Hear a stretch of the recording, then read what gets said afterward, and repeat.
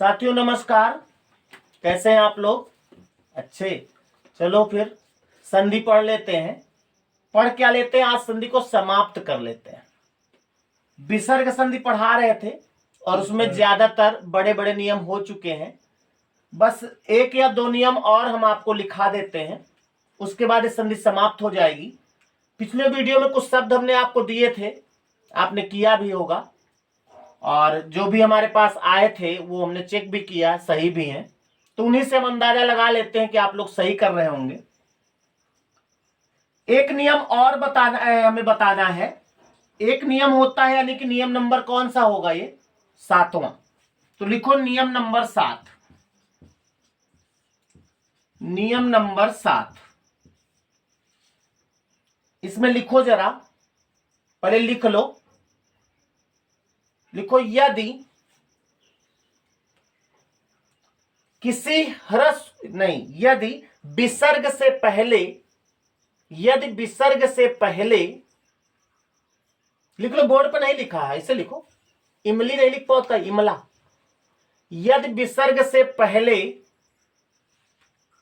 कोई ह्रस्व स्वर हो, ह्रस्व कैसे लिखा जाएगा? ऐसे, री। ह्रस्व स्वर कौन कौन से होते जानते हो ना? नहीं जानते हो? नहीं जानते हो? जानते हो? अच्छा, नहीं जाना। अगर नहीं जानते हो तो वीडियो में पीछे देखो, वर्णमाला पढ़ाया प्लेलिस्ट में, पढ़ लो भैया, नहीं तो कैसे समझ में आएगा ये। यदि किसी ह्रस्व, फिर से वही बोल गए, यदि विसर्ग से पहले ह्रस्व स्वर हो, कोई भी ह्रस्व स्वर हो। ह्रस्व स्वर कौन कौन से होते हैं? आ, ई, उ, और री भी होता है। री तो अपवाद में है। यही 3 ह्रस्व होते हैं। तो वही हम बता रहे हैं कि विसर्ग से पहले यदि कोई ह्रस्व स्वर हो तथा बाद में रा व्यंजन आवे। कौन सा? रा व्यंजन आवे। ये अलग से कुछ शब्द बनाता है, इसलिए अलग से नियम इसका लिखा रहे हैं। विसर्ग से, अच्छा लिख रहा हूं, पहले लिखो। विसर्ग से पहले यदि कोई ह्रस्व स्वर हो तथा बाद में रा व्यंजन आवे तो विसर्ग से पहले वाला ह्रस्व स्वर दीर्घ हो जाता है। बस इतना ही नियम है। क्या है जरा आप इसको देख लेते हैं। कह रहा है यदि विसर्ग से पहले ह्रस्व स्वर हो, ह्रस्व का मतलब छोटी ई हो, छोटा ऊ हो, या कोई भी स्वर हो, और उसके बाद अगर रा व्यंजन आ जाए तो रा में कोई चेंज नहीं होगा। ये जो विसर्ग से पहले ह्रस्व स्वर है ना, ये दीर्घ हो जाएगा, और प्लस को हटा देना है, दोनों को सटा देना है। प्लस को हटा देना है, दोनों को सटा देना, शब्द बन जाएगा। जैसे मान लिया शब्द बना है, क्या लिख दें? रस। देखो जरा, विसर्ग से पहले ह्रस्व स्वर है कि नहीं? कौन सा? छोटी ई। उसके बाद रा व्यंजन आया है कि नहीं? तो वही तो कहता, विसर्ग से पहले यदि ह्रस्व स्वर हो, उसके बाद रा व्यंजन आवे, तो विसर्ग से पहले वाला जो ह्रस्व स्वर है उसको दीर्घ कर दो, प्लस को हटा दो, दोनों को सटा दो, हो जाएगा। तो करते हैं, ये हो गया ये। अब तो विसर्ग हट जाएगा, रस इसी में जोड़ दो, यानी शब्द बन गया क्या? नीरस। समझ में आई बात? तो इस तरह से ये नियम था। और शब्द देख लें, जैसे लिखा है दुह धनराज। दुह धनराज। दु माने खराब होता है, बुरा इसका अर्थ होता है, मतलब जो उपसर्ग है। दु माने होता खराब। दुह धनराज, इसका शब्द क्या बनेगा पहले बताओ? ह्रस्व स्वर है ना, इसको दीर्घ कर दो, बस उसको जोड़ दो। ये दु और बड़े कर दे, राज। शब्द क्या बन गया? दुराज। लिख लो इसको। ये सब बहुत इंपॉर्टेंट शब्द है। ये जब आता है ना, जिसको जैसे दुराज आ गया तो कोई कहेगा दुर्धन आज, कोई कहेगा दुर्धन राज, लेकिन ये होगा दुर्धन राज।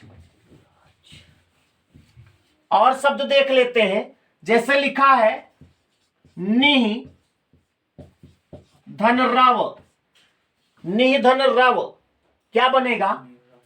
नीरव। बिल्कुल सही, नीरव है ना। अगर यहां पे कर दें निधन रोग तो क्या बनेगा? नीरोग। और नीरोग ही शब्द होता है। जैसे मान लिया लिखा है आह धन रोग्य, तो विसर्ग के पहले हर्ष स्वर है ना, इसको दीर्घ कर दो बस, आरोग्य।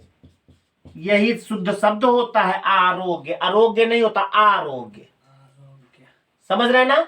तो ये नियम था, नियम नंबर 7 कि यदि विसर्ग से पहले कोई ह्रस्व स्वर है और उसके बाद रा व्यंजन आता है तो पहले वाले ह्रस्व स्वर को केवल दीर्घ बना दो, प्लस को हटा दो, दोनों को सटा दो, क्लियर, शब्द बन जाएगा।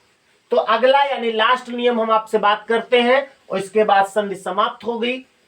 तो लास्ट नियम लिखो, लिखो नियम नंबर लास्ट, लास्ट लास्ट का है लिखियो, नियम नंबर 8 लिख लो, लिख लो नियम नंबर 8, खत्म हो जाए पाठ। सही है। तो नियम नंबर 8 में क्या, पहले नियम लिखोगे, लिख लो, लिखो यदि विसर्ग से पहले आ स्वर हो, छोटा आ, यदि विसर्ग से पहले आ स्वर हो तथा विसर्ग के बाद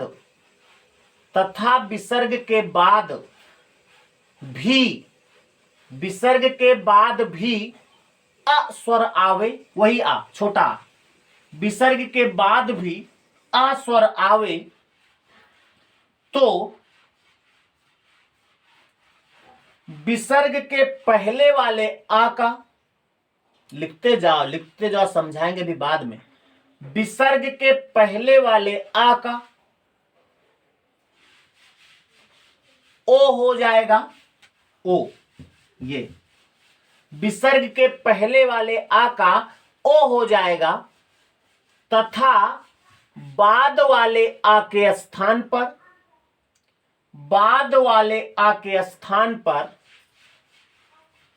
लुप्ताकार लगा देते हैं। लुप्ताकार लिख लो, भी बताते क्या है, लुप्ताकार लगा देते हैं।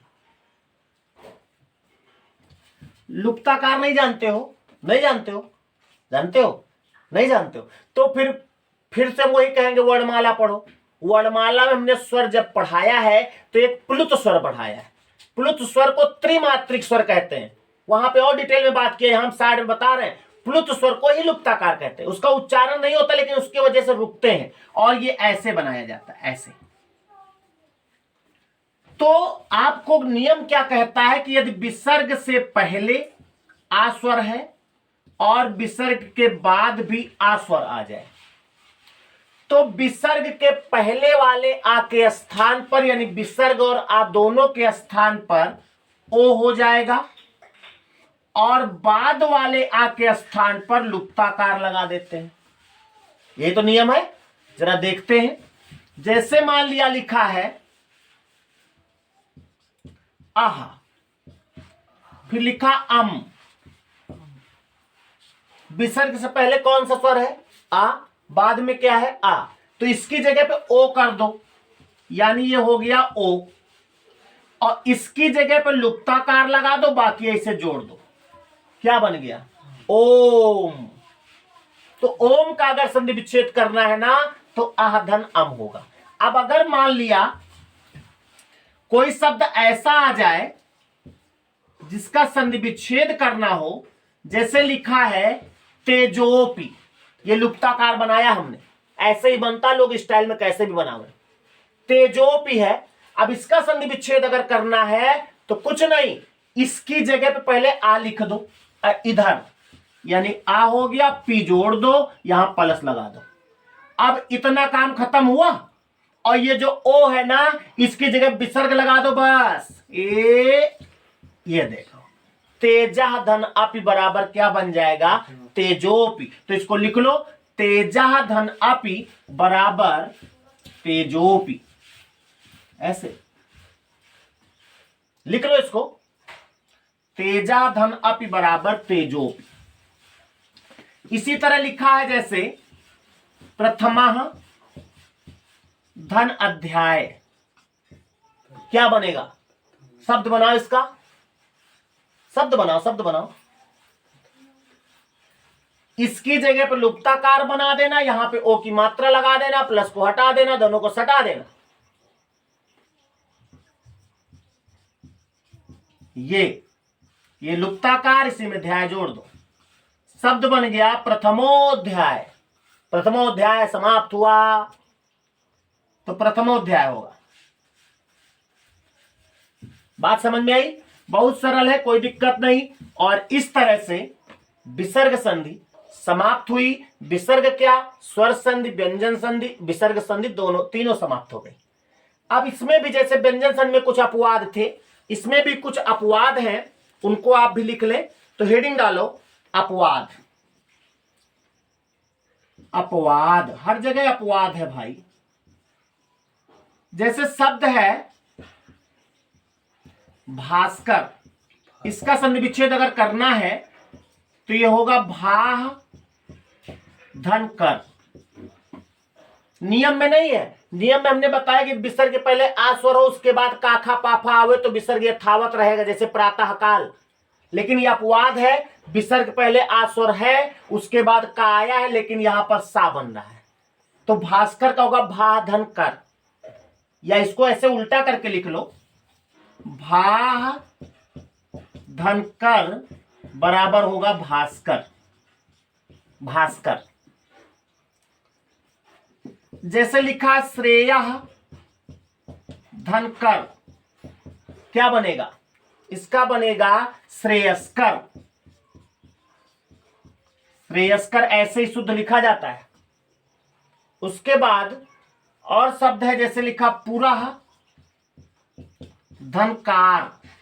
नियम में कहता है विसर्ग के पहले आ स्वर हो तब का खा पाफा आवे तो विसर्ग यथावत रह बना रहेगा। नियम के तहत इसको करोगे तो पूरा हकार बनना चाहिए, जैसे प्रातः काल बनता है। लेकिन नहीं, ये अपवाद में बनता है पुरस्कार।